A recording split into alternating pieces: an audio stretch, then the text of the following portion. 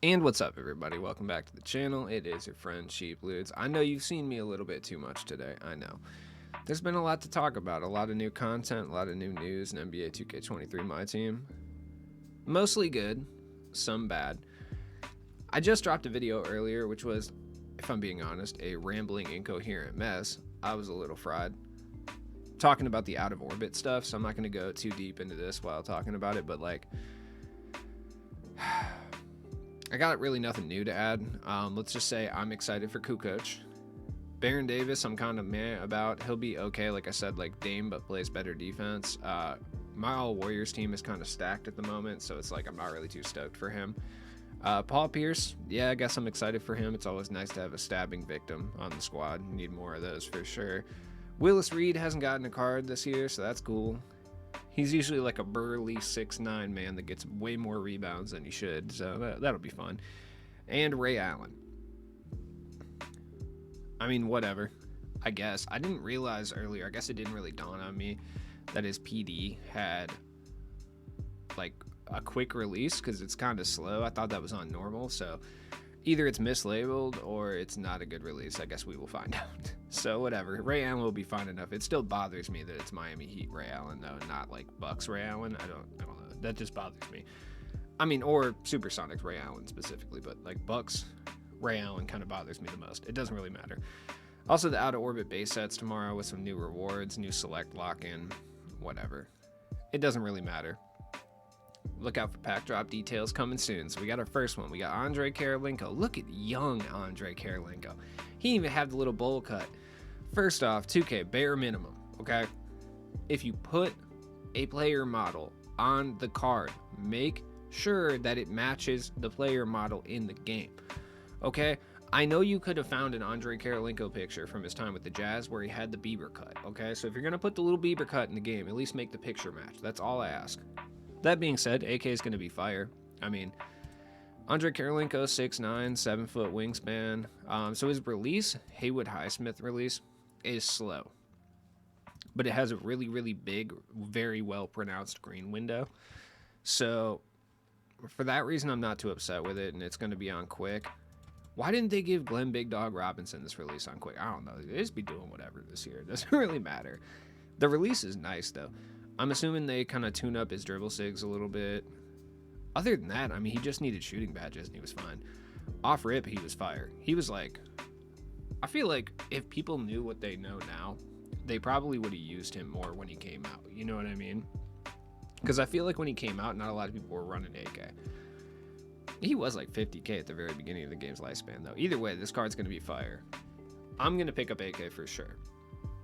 I need a new small forward. Dang is actually kind of gassed, but I think it's time for somebody on my bench, probably Bailey Howell, to move on. So AK, definitely gonna pick him up for sure. He'll probably be like initially 60 or 70k and then probably drop down to like 30 or 40, kind of where like Cincinnati's Powell and like Iguodala and them are at, you know.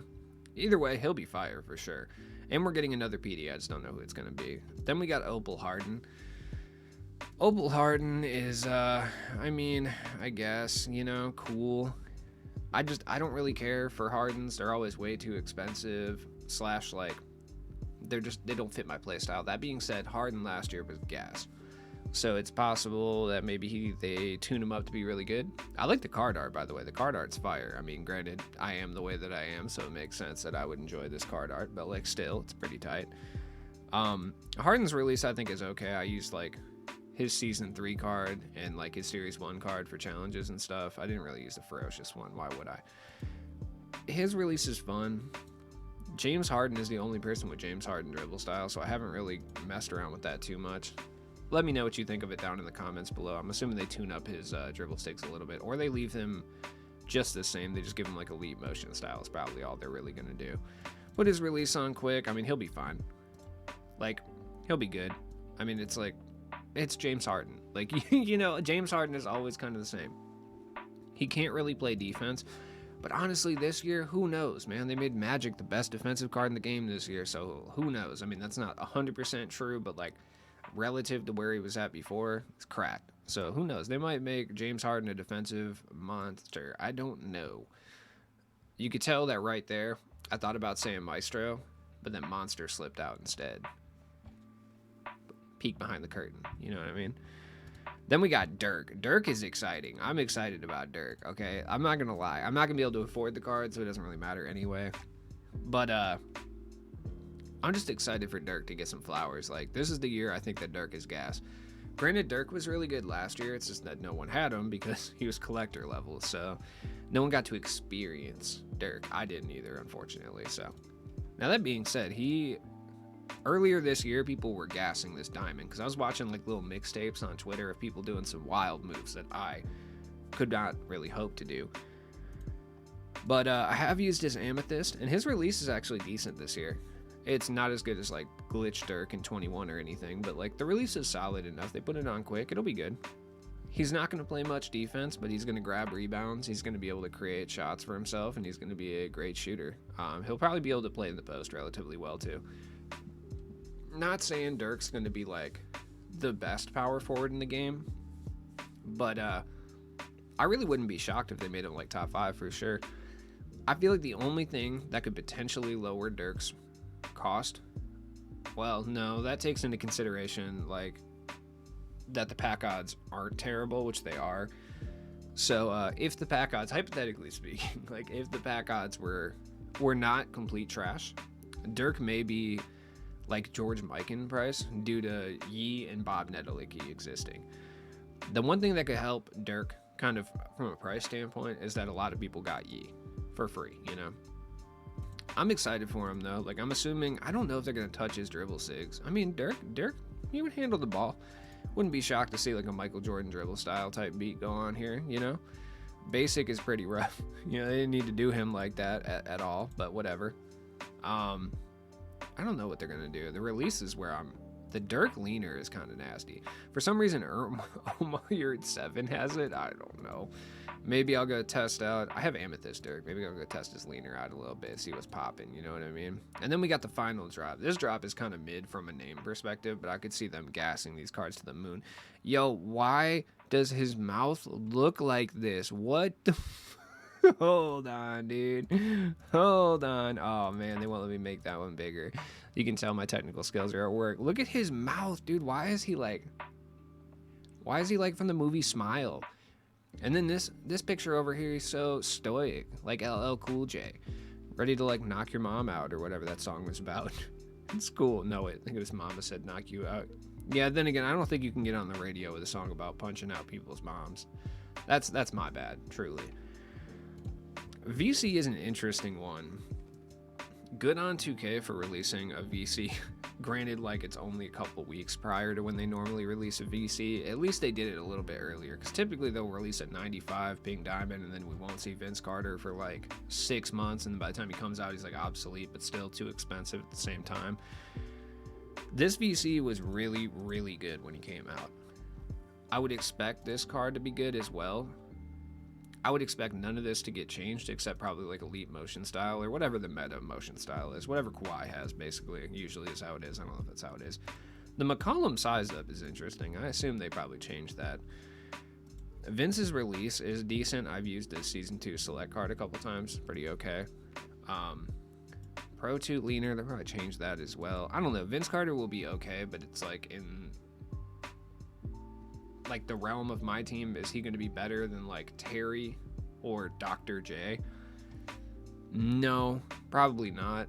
I would assume, unless they juice this man to the gills, like unless this like smiling terrifying creature right here, like whatever, this is not Vince Carter. This is like, they gave him like an anime smile. I don't know, it's probably just a mouth guard that makes his mouth look extra wide, but it's kind of freaking me out. It looks like a Titan.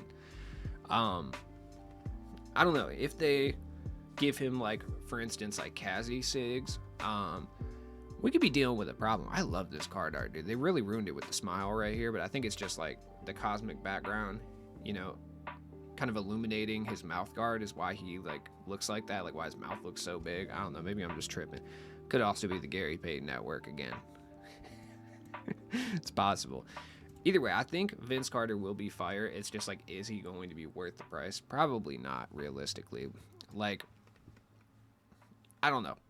I feel like Vince Carter always struggles with the same kind of like conundrum. he is always very good, but he doesn't have a good enough, like a big enough name. Like people don't care about Vince Carter like that, even though Vince Carter was like a premier player. Like they don't care about him the way they care about like Kobe or like T Mac or anything like that. I'm talking about my team community specifically. And then he always comes out at a weird time where he's not affordable for the rest of the player base either. So it's like, I really wish one year Vince Carter would be considered like a top budget card in the game. Like that would be super nice. Like he's had reward cards that are good, but they've come out too late. I just want him to come out around this time, like a January or February, and for him to be like a tier under the top tier, but like really good, so he's considered like a budget beast. Like that would be so sweet. I just want everyone to be able to experience Vince Carter, you know, because they'll never get to experience T-Mac because he's always over 100K, so whatever.